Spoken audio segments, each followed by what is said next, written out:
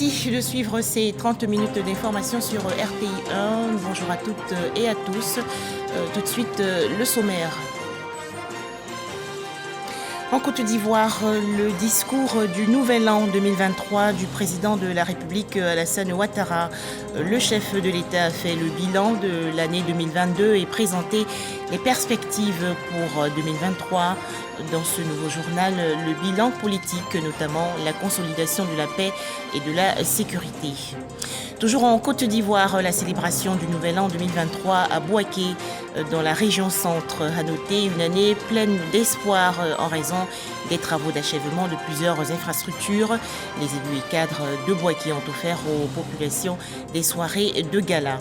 Enfin, 19 morts et 25 évadés dans l'attaque d'une prison dans le nord du Mexique.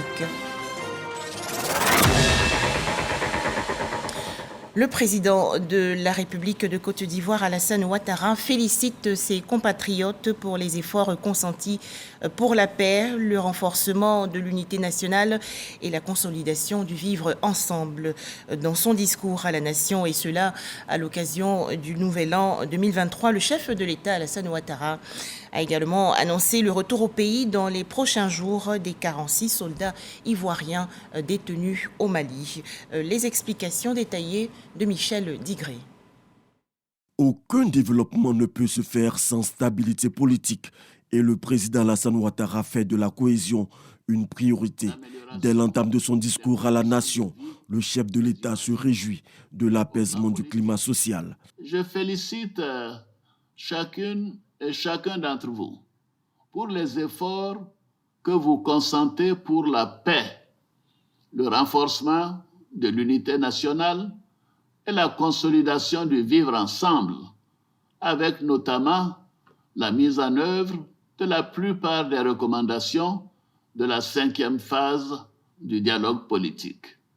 Par ailleurs, au regard des progrès notables réalisés pour le retour volontaire de la quasi-totalité des Ivoiriens exilés à l'étranger, l'Organisation des Nations Unies a déclaré la fin du statut de réfugiés ivoiriens depuis le 30 juin 2022.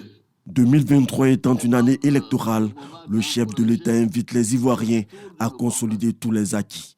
Je veux appeler toute la population, la classe politique, les chefs traditionnels et les leaders religieux à se mobiliser au cours de ces échéances locales pour que nous démontrions à nouveau, avec des élections sans violence, la maturité de notre démocratie. Si au plan national, le pays fait des progrès sur le chemin de la réconciliation, à l'international, la Côte d'Ivoire marque d'importants points. Au cours de l'année 2022, la voix et les valeurs défendues par notre pays ont été portées à maintes occasions sur la scène internationale. C'est ainsi que dès le début de la guerre en Ukraine, la Côte d'Ivoire a été l'un des premiers pays à appeler au sein des instances des Nations Unies à une résolution pacifique de ce différend dans le respect du droit international et par le dialogue. De même, dans notre sous-région, la Côte d'Ivoire continue de jouer, dans le cadre de la CEDEAO, un rôle de premier plan dans la résolution des crises politiques auxquelles sont confrontés plusieurs pays.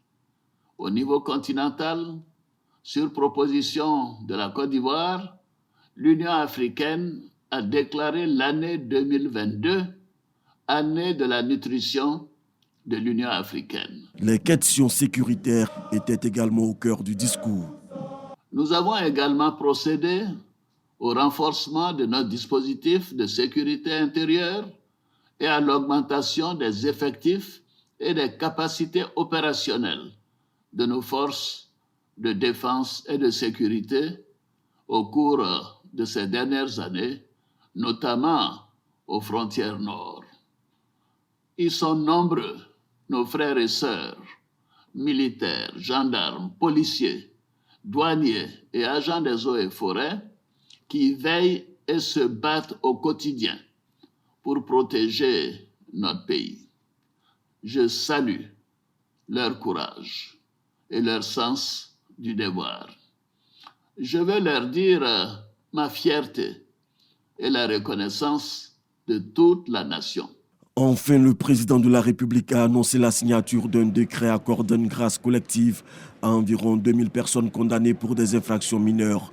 Également une remise gracieuse de peine à environ 6000 condamnés dont le reliquat de la peine à purger est inférieur ou égal à 3 ans, à l'exclusion des infractions graves et des crimes de sang.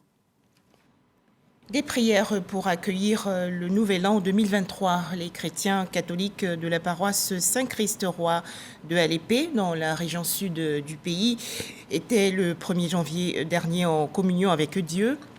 Au nombre des fidèles, a noté le Premier ministre, chef du gouvernement, Patrick Hachi. Les précisions de Franck Quadio.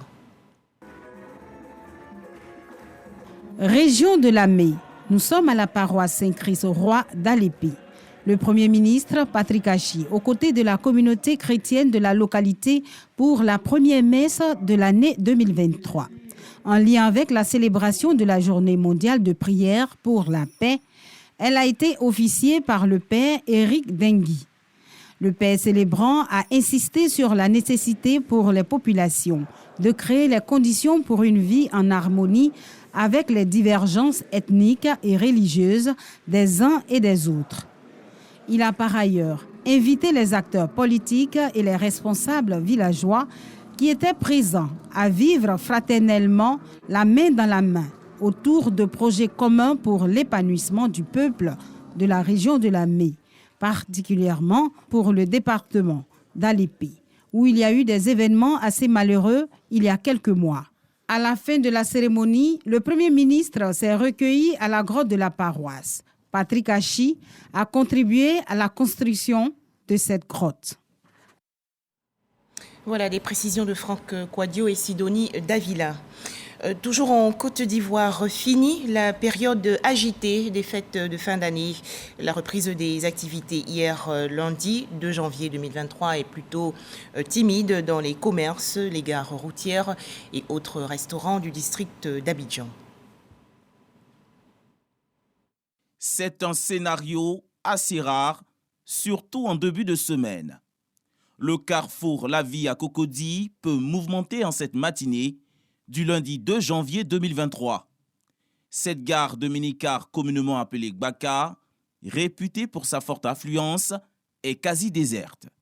Un vide qui laisse place à l'ennui. Certains transporteurs préfèrent prendre du répit dans leur véhicule. Faire recette ce jour ne sera certainement pas aisé. Bon, actuellement dans la gare, vraiment, il n'y a personne, il n'y a même pas de passager. Le premier camion était là chargé, ça fait au moins 45 minutes, il est garé. Atmosphère similaire dans cette gare de taxi communale. Depuis ce matin, les passagers se comptent sur le bout des doigts. Difficile de faire le plein des véhicules, même pour les petites distances. On ne dirait même pas que c'est jour de travail. Les gens ne sortent pas trop. Depuis le matin, on est en train de rouler même là. On ne voit rien d'abord. Le trafic sur les grandes artères d'ordinaire embouteillées est tout aussi fluide. La commune du Plateau, centre des affaires, est sous un visage timide. Certains commerces fermés depuis le samedi 31 décembre 2022. Dans ce marché situé à la place La Sorbonne, Ousmane Ba est l'unique vendeur à avoir ouvert ce matin. Notre voisin, comme c'est la fête, il se repose, ils ne sont pas venus. Bon, nous sommes là, on attend les clients. Sous le coup de midi, pénible de trouver des restaurants de standing moyen ouverts. Les tenancières de maquis semblent être au repos. Et pour les quelques-unes présentes, ce n'est pas l'ambiance des grands jours. D'habitude, là, c'est pas comme ça. À partir de 11h, les tables sont déjà presque remplies. Mais aujourd'hui, c'est timide, un peu. La fatigue et les efforts consentis durant la préparation et le déroulement des fêtes sont par moments les arguments brandis pour justifier cette reprise lente des activités. On est fatigué, on a besoin de repos. Même si tu viens au travail, tu ne peux même pas travailler parce que tout ton corps est fatigué. Si c'était décrété férié, c'était bon. Soro, cadre des impôts, ne partage pas cet avis. Nous savons quand est-ce qu'il y a les jours fériés, c'est déjà prévu donc par des tests. Donc aujourd'hui ne fait pas partie de ces jours. Voilà, il faut qu'on ait la culture du travail. Il y a beaucoup de chantiers, il faut vraiment travailler. L'Ivoirien doit travailler. Les populations ont célébré avec faste et engouement ces fêtes de fin d'année. Après le divertissement, place au travail. Développement oblige. Les Ivoiriens sont donc invités à reprendre leurs activités. Un reportage de Khalil Diomandé et Jean Djadji. Le nouvel an 2023 est également célébré dans la joie à Bouaké, dans la région centre du pays. Une année pleine d'espoir en raison des travaux d'achèvement de plusieurs infrastructures. Les élus et cadres de Bouaké ont offert aux populations des soirées de gala. Boubacar Silla et Charles Tatou de RTI Bouaké. Dîner gala de la Saint-Sylvestre à la résidence du ministre des Transports, Amadou Koné, à Bouaké. Comme à chaque réveillon, les représentants des différentes couches sociales sont venus des quatre coins de la commune, répondant à l'invitation du ministre Amadou Koné, par ailleurs député de Bouaké. Humour et défense ont marqué la rencontre. Que la nouvelle année soit une année de bonheur pour nous tous, une année de partage. Toujours dans la célébration du Nouvel An, le réseau des amis de Bema Fofana a initié un dîner pour accueillir l'an 2023 dans la fraternité, le partage et l'unité. Le ministre-gouverneur Jean-Claude Kouassi, président de la cérémonie, a exhorté les populations à demeurer dans la foi et la prière en faveur de la consolidation de la paix et la cohésion sociale, gage du développement. Merci pour toutes les leçons apprises, car ce sont toutes ces leçons qui nous permettront, en la nouvelle année 2023, de faire plus et de faire mieux pour notre prochain, avec l'aide du Tout-Puissant. Je voudrais compter sur votre soutien sans faille tous les jours, et Dieu le voulant, notre objectif sera atteint. Minuit, le moment tant attendu. Les somptueux feux d'artifice ont marqué le passage de 2022 à la nouvelle année 2023. Cris de joie, accolades, l'instant devient magique avec les présentations de vœux. Un vœu de paix et de prospérité pour notre pays, la Côte d'Ivoire, mes vœux de santé, de bonheur et de prospérité pour notre président, son Excellence, M. Alassane Ouattara.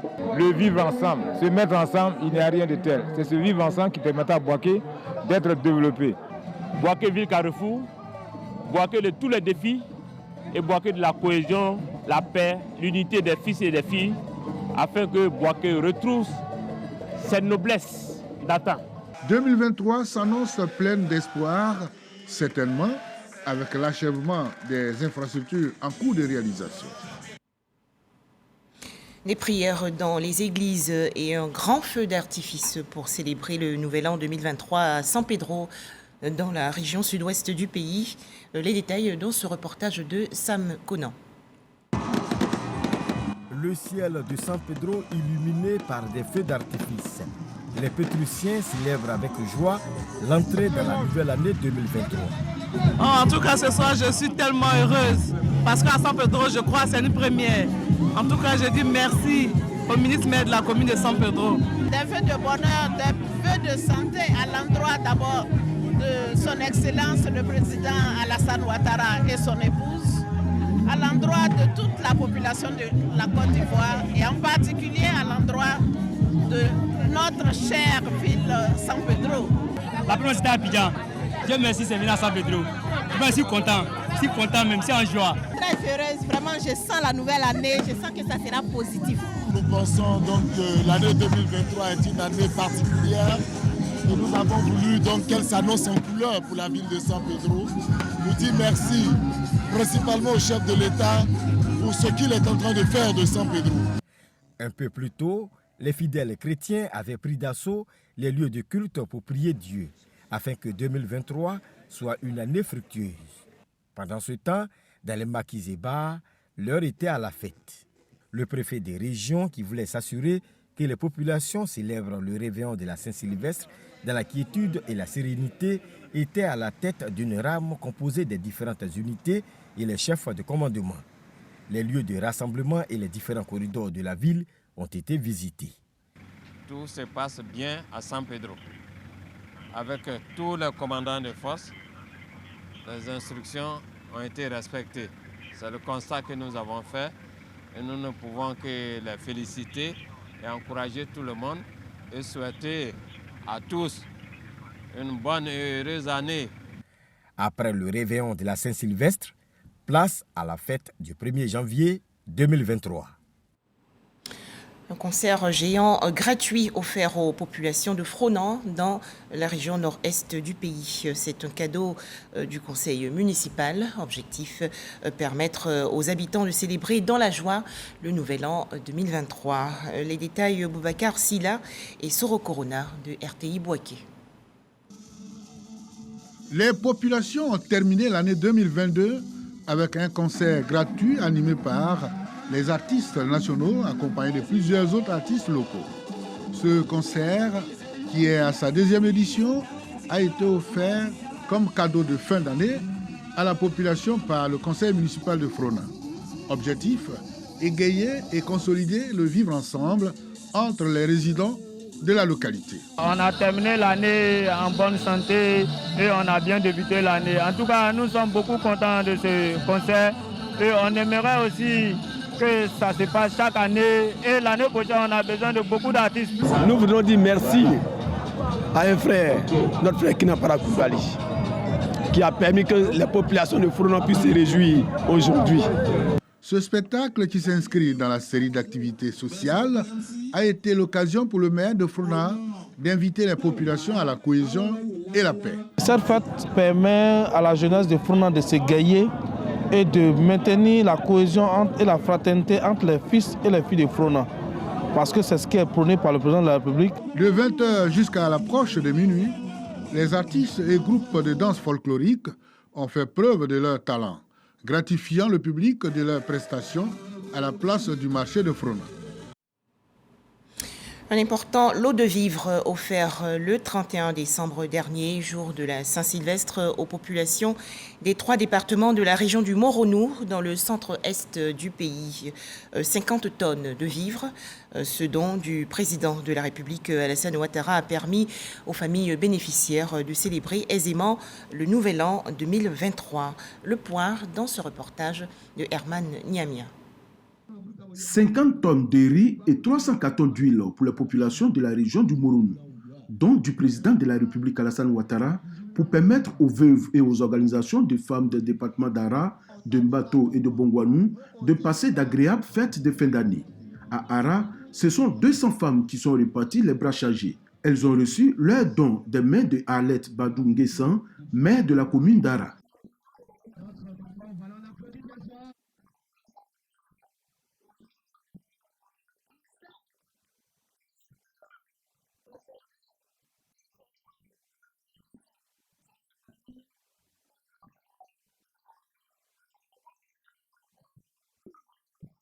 À Mbato, ce sont également 200 femmes qui ont reçu les dons du président de la République, des mains de l'honorable Nguessan Ondion Mathias, député d'Ara, qui a traduit pour l'occasion le mot du chef de l'État aux bénéficiaires.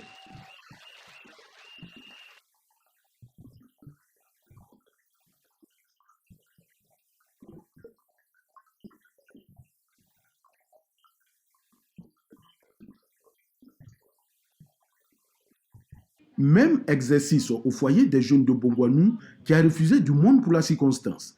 Tête couronnée, élus, cadres et plusieurs centaines de femmes ont effectué les déplacements pour bénéficier des largesses du président de la République, toujours des mains de l'honorable Nguessan Ondion Mathias. Visiblement heureuses, les bénéficiaires ont exprimé leur joie.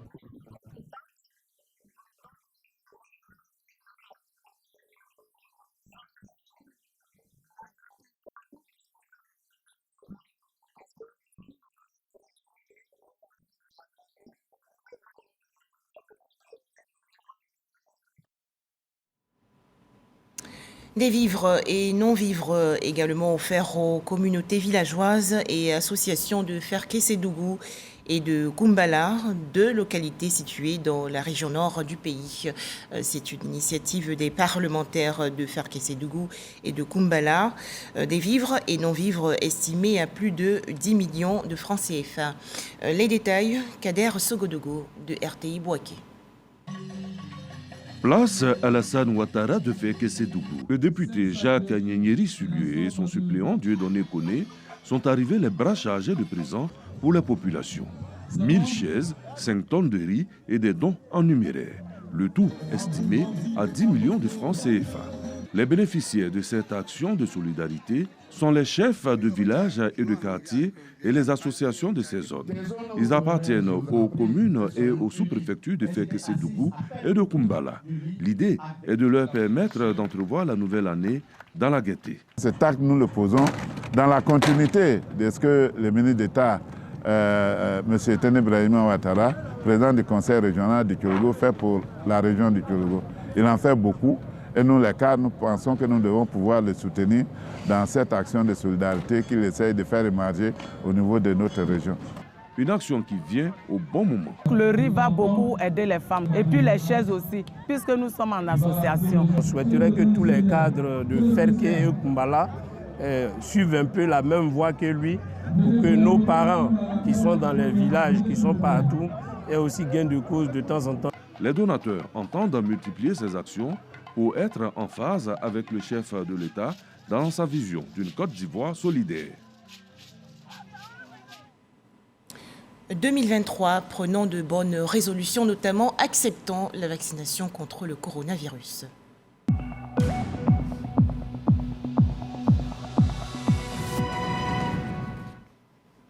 Zéro nouveau cas de coronavirus enregistré hier en Côte d'Ivoire par le ministère de la Santé, de l'Hygiène publique et de la couverture maladie universelle. La Côte d'Ivoire dénombre donc actuellement 87 942 cas confirmés de coronavirus, 87 101 personnes guéries, 831 décès et 10 cas actifs.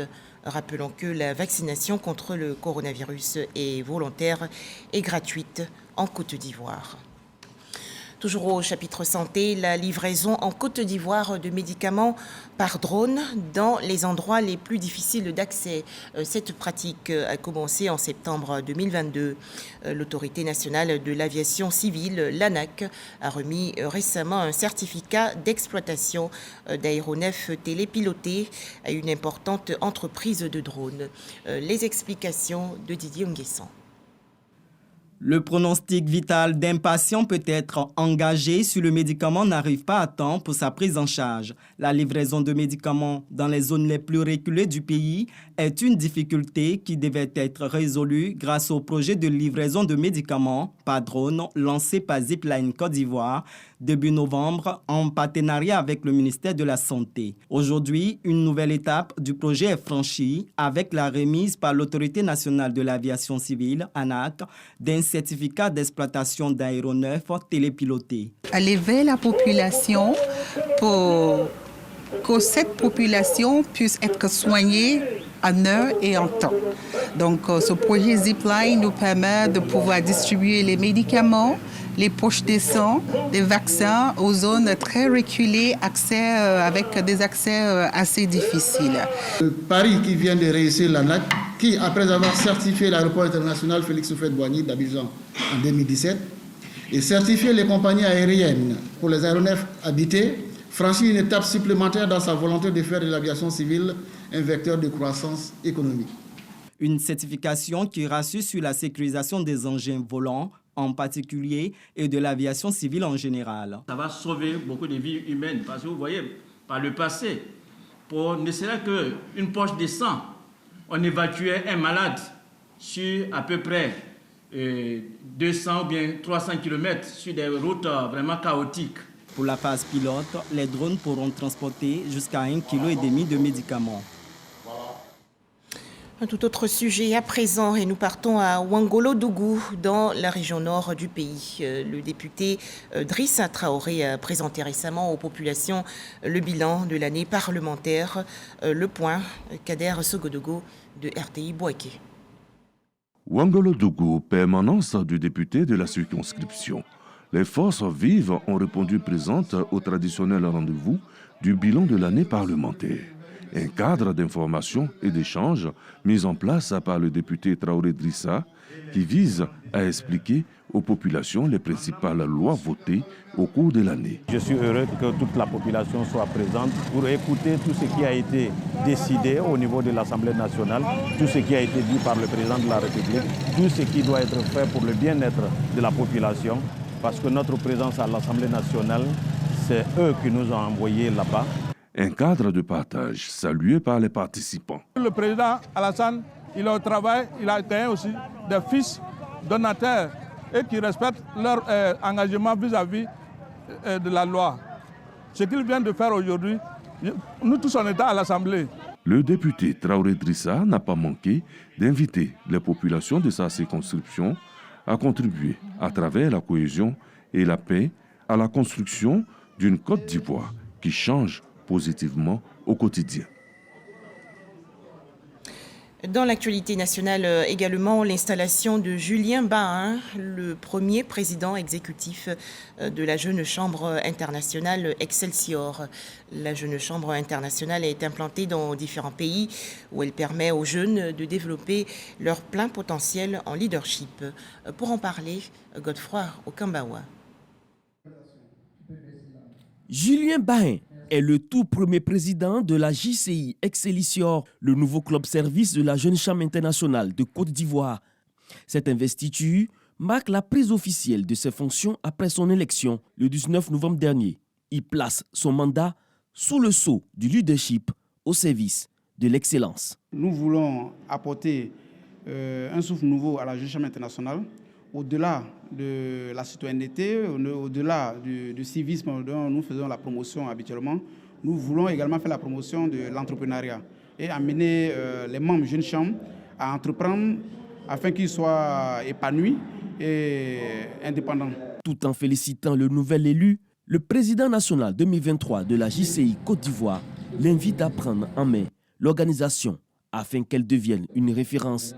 Cette ambition doit être partagée par tous les membres afin de se concrétiser. Pour ce mandat 2023 qui est axé sur l'initiative entrepreneuriale, nous avons décidé de former les jeunes à s'approprier les rudiments de l'entrepreneuriat à travers les masterclass et des formations dédiées qui seront organisées. Et au niveau national, nous avons décidé de lancer le concours du jeune meilleur entrepreneur créatif. Notons que 25 nouveaux membres ont adhéré à la JCI Excelsior au cours de cette cérémonie. Un mot à présent sur les élections à la Chambre des métiers de Côte d'Ivoire. Pour en parler, Godefroy Okambawa. Plus de 2500 électeurs répartis dans 8 organisations professionnelles prennent part à ces élections où 460 candidats sont en lice. À Marcory, Koumassi et à la mairie de Cocody à Abidjan, le scrutin s'est déroulé dans le calme. Les collègues de se mobiliser pour venir voter. Voilà, pour que beaucoup de choses changent dans notre coopération. Les artisans ont répondu effectivement à l'appel de leur institution, à savoir la Chambre nationale des métiers de Côte d'Ivoire, qui connaît un renouvellement au niveau des organes. Et effectivement, les artisans sont présents pour exprimer leur droit de vote. Le président de ce comité électoral a exhorté les artisans à rester mobilisés pour le reste du processus. Ces élections seront suivies de celles des présidents des comités interprofessionnels le 8 janvier 2023 et celles des présidents des chambres régionales le 20 janvier. Le 8 janvier 2023 est prévue l'élection du président national de la Chambre de métiers de Côte d'Ivoire. En image, direction Mborla Diousso dans la région centre du pays avec cette cérémonie pour célébrer Mamadou Traoré, le tout premier instituteur et directeur de l'école primaire publique. Cérémonie en présence des autorités administratives, des chefs coutumiers, guides religieux et autres acteurs du système éducatif. À noter que dans les années 70, Mamadou Traoré, le tout premier instituteur et directeur de l'école primaire publique Mborla Diousso, s'est engagé dans la promotion de la scolarisation des jeunes enfants. En image, l'actualité au Mexique, au moins 19 morts dans l'attaque armée le 1er janvier dernier d'une prison de Ciudad Juárez à la frontière avec les États-Unis, au cours de laquelle au moins 25 détenus se sont évadés. Des hommes armés sont arrivés dans des véhicules blindés et ont ouvert le feu sur les gardiens. Enfin, les obsèques du roi Pelé, la Fédération internationale de football et association, la FIFA, va demander à chaque pays membre de nommer un de ses stades en la mémoire de Pelé, meilleur joueur de tous les temps. Voilà, merci de nous avoir suivis. Plus d'informations sur notre site rti.ci.